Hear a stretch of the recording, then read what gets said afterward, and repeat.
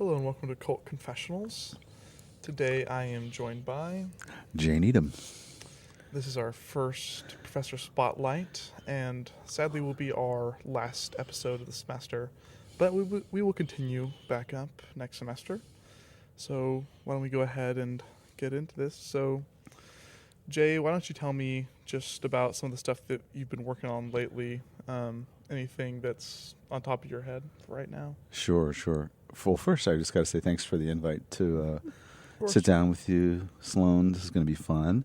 Cult Confessionals, Mm-hmm. right? Pretty catchy, Yeah. right? Riley and I took a whole day to figure that out. Well, what I'm working on right now is actually restarting a project that I've been working on as a series for almost 30 years now, and it's a ongoing series called Narrative Half-Life. Mm. A lot of those materials are bound and related to a family archive, which really is sort of part of my studio that I work with, which is sound recordings, photographic images, ephemera, documents, much of which come through my mom's side of the family. Her father was a engineer in the Manhattan Project and works to build the first full-scale atomic reactors out in Hanford, Washington. And these photographs and recordings were part of a historical record, but also part of a family archive that sort of became a part of why I make media, actually. So that's sort of the interesting part of the story. So I'm turning back into the boxes and into the files to do some new work on those media files and photographic images that were made in the early 1940s. That's amazing. So you're just digging through the archives and are you compiling them in a new way or just... Yeah, I mean, a lot of the work that I've done across so many years has been through either, video, installation, performance, sound work. But now I'm taking a lot of the old Kodachromes. My grandfather was a hobby photographer, and, that was part of the images I used to get in the mail when I was a young man. He would send me photographic prints, and they were oftentimes of, landscape photography, right? So it was sort of like a pen pals, but with a camera, right? And so there's new collage-based work that's going on from some of these images, but there's also restoration of a lot of sound recordings as well, and many of which have gone into some of the video work that I've done on location out there at Hanford, which is about a 500 square mile facility in eastern Washington on the banks of the Columbia River. Wow. Which back in the day they used that cold flowing river of the Columbia as a way to cool those kind of early reactors.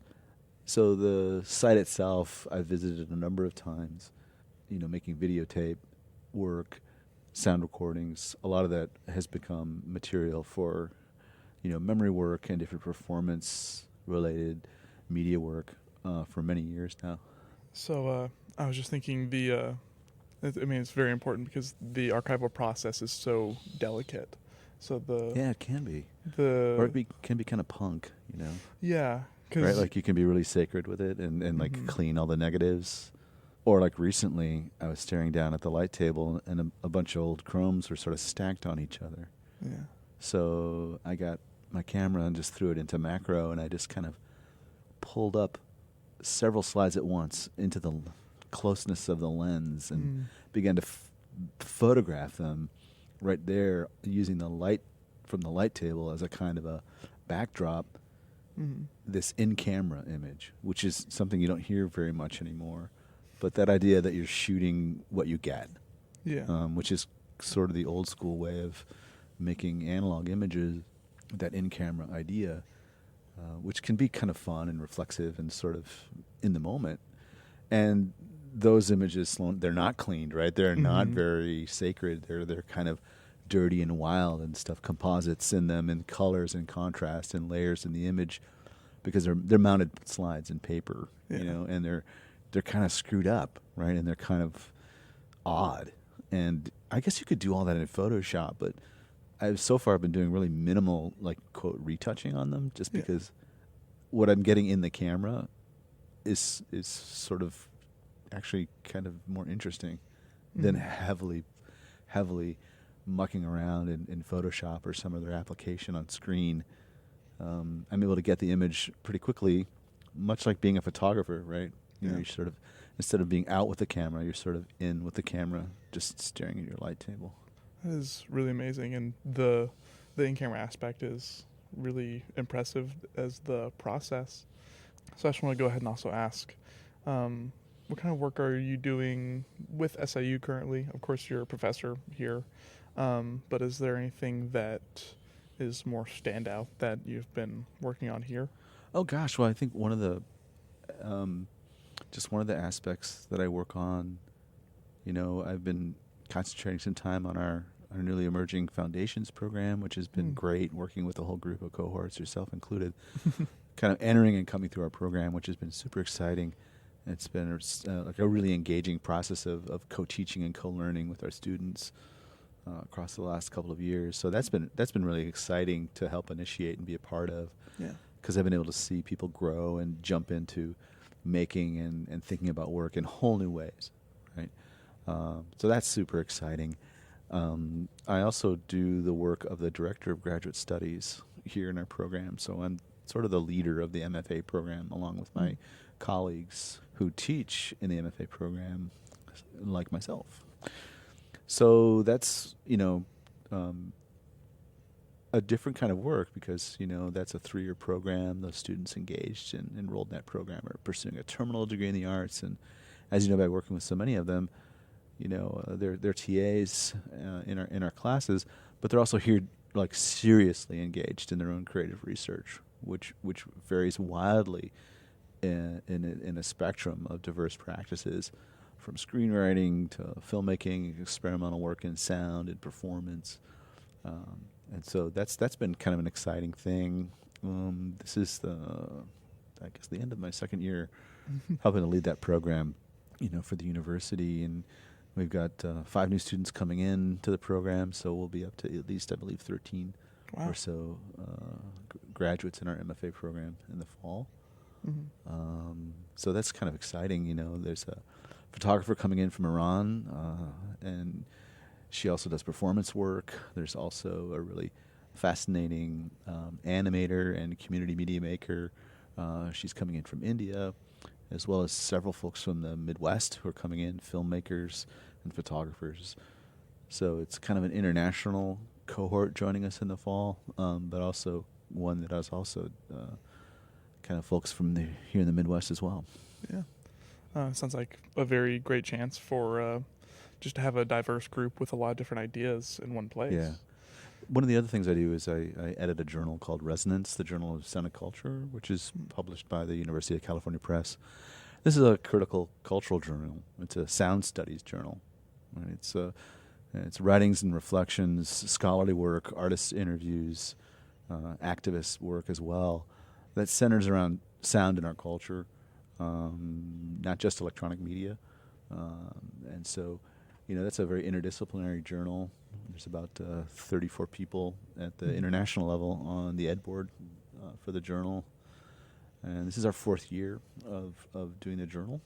And it's been a really great process to kind of add to the scholarship and work very closely with not only like pretty established scholars in the field, whether they're historians or critics, right, or artists, theorists in sound, as well as emerging scholars, you know, folks that have just maybe finished their PhDs or they've got a year or so into their research agendas. And, you know, myself and members of the ed board work really closely with them on the manuscripts, you know, to turn them in and get them revised and get them out to publication. Would you say you generally just more immerse yourself in groups that are never static, I'd say, just from the diverse groups that are brought into MFA program as well, and the different age groups that you deal with, just... Yeah, well, that's an interesting observation. I think there's a dynamism to how I like to organize or work. I do tend to put into programs and design programs where I'm somewhat of a curator. I'm an organizer, but it's also there's a lot of the credit for the work that happens around me is not just my own. right? So there's a collective work that happens in, let's say, the foundations, and it's a little bit similar to some of the work that might happen in a journal, right? Where I can work collectively with an ed board or associate editors and lift up and celebrate the work of the scholars, right? Much like we're lifting up, celebrating, encouraging, teaching those undergraduates at the foundation level too. So I like the point you make.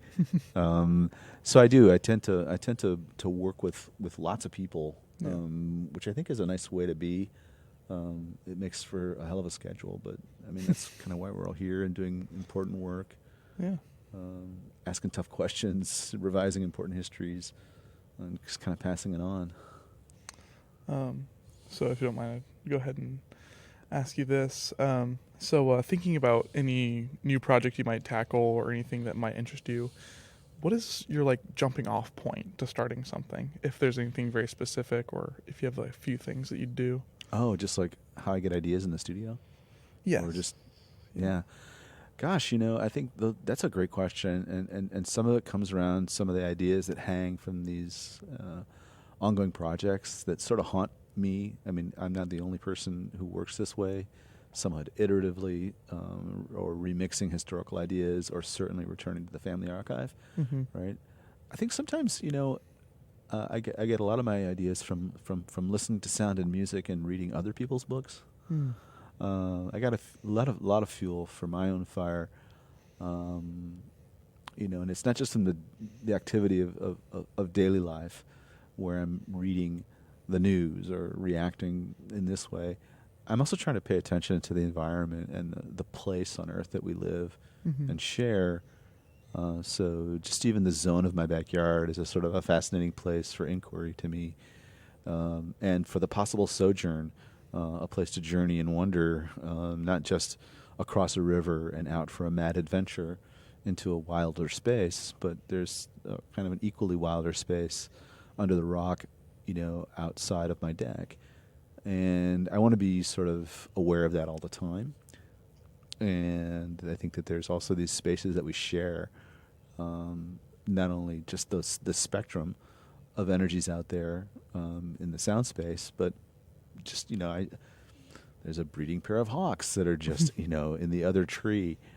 And it's just important for me to get out there, before sunset and listen to them and see them do their work, right? Because they're raising a bunch of chicks right now. Yeah. And so it's I think it's about staying aware. So I guess that's kind of a broad spectrum answer for how I get ideas. But I think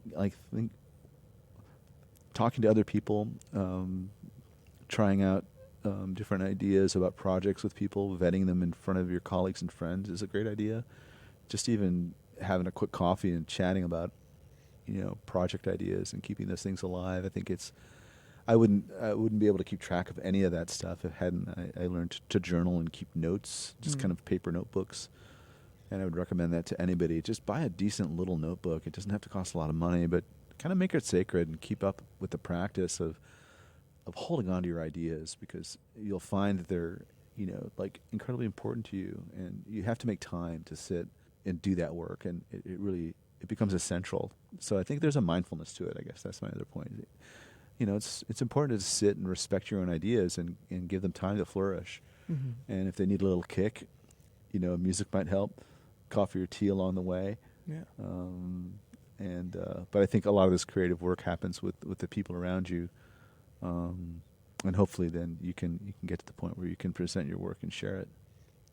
I feel like a lot of newcomers to creating in the arts have this constant moment where they are ready to start a project, but they are like kind of aimless in the direction to go.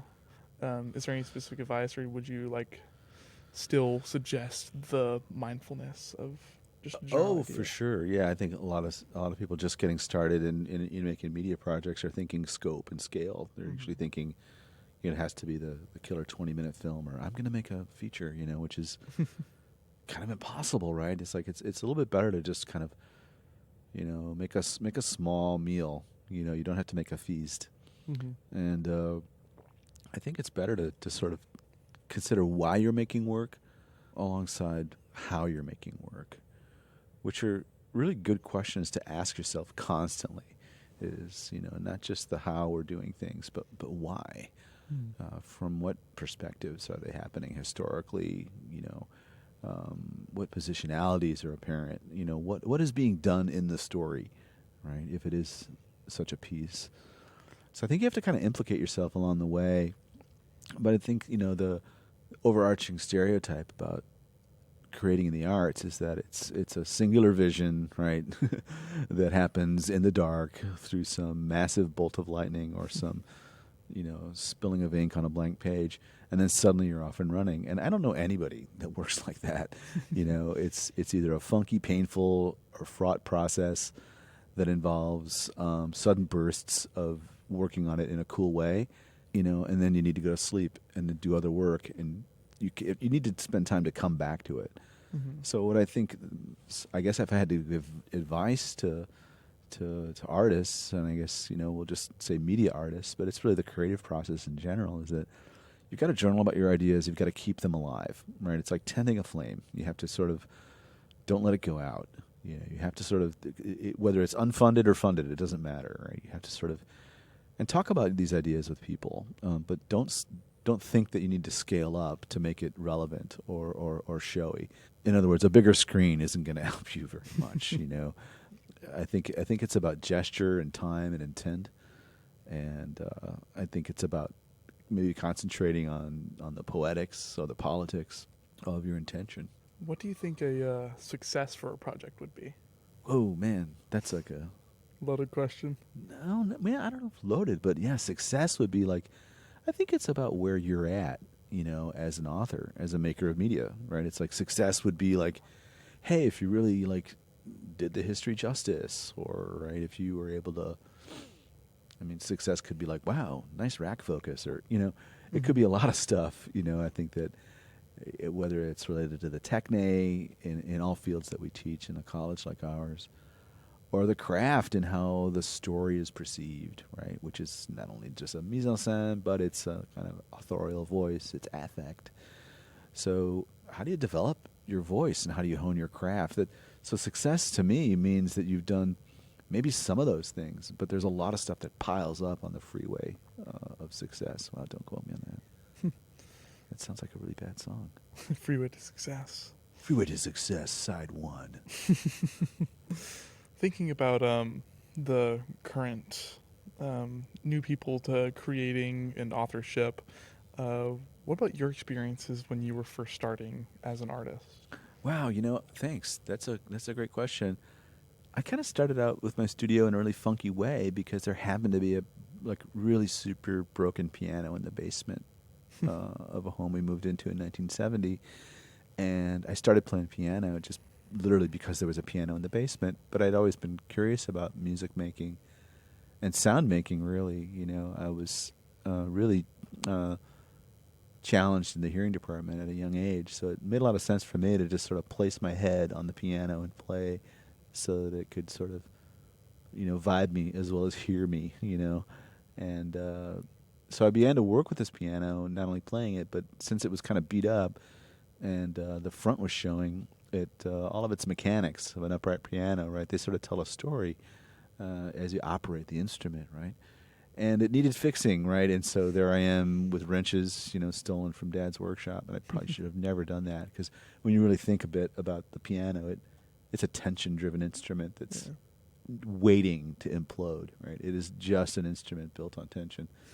And so I never should have done that. I could have certainly lost a limb or blinded myself or something. But anyway, I started to tune and rework with this piano just because I saw it as something that was an open schematic, right? It had kind of broken keys, and ivories had been sort of lifted off of it, and somebody's kids or somebody had run up and down the keyboard with orange and green crayons. And I'll never forget that, because when I first started playing the piano, there was just this abstract set of markings, and the keyboard was filthy, right? So it was incredibly used. So I didn't perceive of the piano as being this heavily lacquered, unapproachable instrument within the classical domain. I saw it as this kind of funky thing that was totally falling apart, that would be cool if I was able to work on it a little bit. It might just last a little longer. Yeah.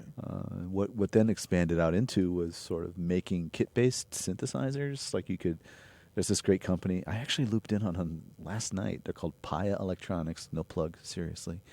And they make these really, really inexpensive, even by today's standards, like kits for, now since modular synthesis has kind of come back in vogue. They make, modular synthesis kits. They make little rack mount vocorders. And you can learn, to solder pretty easily and do kind of kit-based electronics. And so back then, I was able to build a few small instruments and just use, stuff that I found, literally like old cassette recorders or like somebody's broken reel-to-reel to start to make, electronic music. Yeah. Or use the radio. I used to listen to a lot of radio at night, especially like WBEZ had like world-class jazz programming in Chicago, and a lot of the DJs in the mid to late 70s, they're not the kind of folks that are reading liner notes, right? These are folks like Dick Buckley, now passed, who really had a brain full of jazz upstairs, right? He knew all the players were, and so you were kind of getting a treat listening. So I always felt like even listening to the radio in my studio was a part of the studio. It was disconnected but important because it was like a friend or a voice. Mm-hmm. So my studio was funky to start. It had like, kit-based synthesizers, a broken piano, and some radios and microphones, and then, that was, and then like somebody gave me a Super 8 camera, and I picked up a typewriter, and now all that stuff is, you can really dissolve it all into the internet and a computer. But I had a real interest in making media across multiple modalities when I was young, so my studio was all those things. It was like everything was in different corners, and I was always able to move it around. I think it, kept me out of certain kinds of trouble. That is really impressive to start that way and then continue. Well, I wouldn't say it's funny because my studio is still in a basement and it still looks kind of like.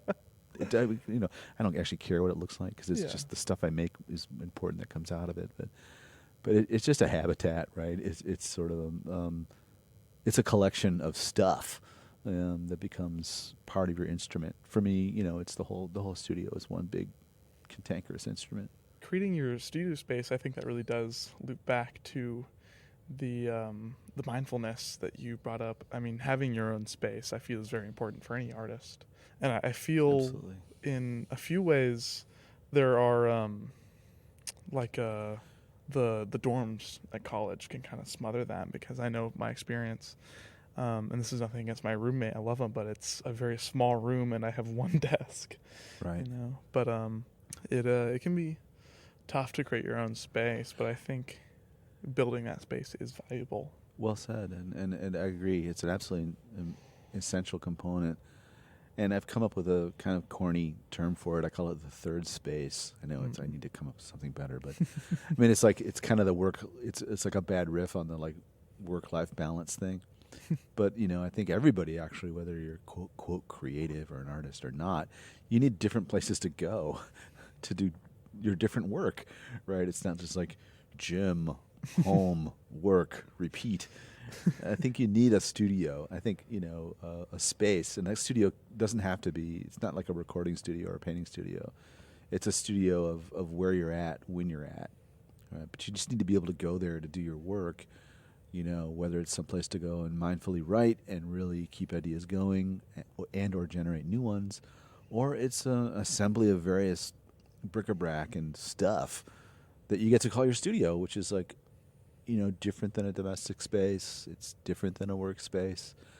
It's your space to sustain imaginative ideas and also collaborate with people, right? It's fun to like invite people into your studio space, a little bit like you're doing right now, right? Where, it's a social thing. Studios aren't just like a technical endeavor. It's all the stuff that we're looking at in this room is completely meaningless unless there's people involved in it. So to me, all the gear is sort of a hell of a lot of stuff to get, other work done. Another way to say it would be, what's the best way to get your work out of the box? And so, having a little studio wherever it is important because it's a place to go. It's a place to go to keep your ideas alive and generate more. It's an encouraging space. So that since we're being a bit introspective today, is there anything that, looking back, you wish you could have told yourself when you were first beginning? Maybe as a sort of Ooh, advice pathway yeah. now to people that are newer. Yeah. Note to self years ago would be write down more notes, make more copies and iterations. Don't be afraid to get out and share those early projects, Mm-hmm. right? Everything doesn't have to be perfect. Revision is good. Not that I suffered from any of those things, but I would give myself that kind of advice, right? Yeah. I would say, and get out there and do more, in all that we do in the media arts. It would be like try everything.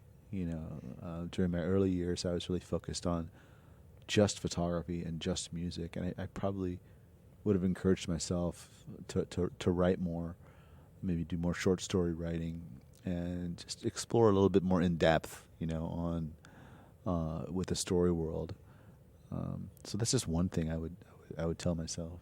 Sadly, we are getting close to our time of end. There's just one That question. sounds heavy. Time of end. Felt- We have to keep it culty. Sorry. right. That's The time of end has come. the end times. End cult time. But for that respect, we have a new tradition here on Cult Confessionals. Oh, really? And Okay. for the last question, I ask you for one confession. A confession. Ooh. Well, I'm going to have a sip of tea for that. Could be anything confession. you think of. A cult confession. This might take a minute. I have to confess to something. Is this new? Am I the first confessor? You're the second. I'm the second confessor. And it worked very well with our test group. Okay. Gosh, what am I going to confess to? I guess I'm just trying to think if there's something really funny or cool or embarrassing that people could, later use against me. Yes. Right? Is that kind of stuff you're looking for? That is why we're here. Oh No. gosh, now I know. Oh man, that saves me a lot. I don't know. See, I want to give you something really good. Sorry, I'm drawing a blank because it's so late in the day. How many can I give you? You can give me a few, really.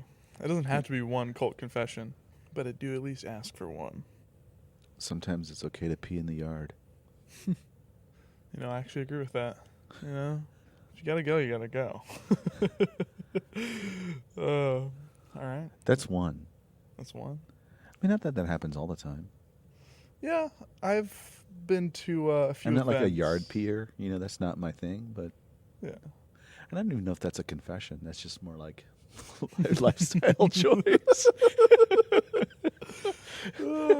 What is really definable as confession? Just Right. Yeah, it's really- usually just something that you've hidden, right, and you're guilty of something that you had never shared before, and wow, probably, gosh, I guess, I think many years ago, when my brother was really stoned and my dad was accusing him of being stoned, I was stoned too. That is a great cult confession, I must say. All right. Well, Jay, thank you so much for joining us for Cult Confessionals. Thanks so much. It was a gas. All right. So, as I said You all were great. before, this has been Cult Confessionals. This is our last episode of the semester, but we will be picking up sometime in late August, I believe. I hear some theme music. Ooh. Where, oh, wow, that sounds good. Wow. Check that out. It's like We don't have a theme song yet. no, really. Somebody probably at a later date. I'm Oh. imagining there's music Oh. coming up under what I'm saying. See? Oh, yeah. Yeah, right. Adam just put in See, the music layer. yeah, right. See, this will flow so well Yeah. into a future edit. Wow. See, that's what we do in the that's media amazing. arts. We sort of anticipate what's needed. And with that said, and with the music flowing, again, thank you for joining me on Cult Confessionals, and I will see you at a much later date. Got a confession in the future. A confession coming to you soon. Yeah. Have a good Something. summer. Have a good summer, everybody. Love you, mean it, bye.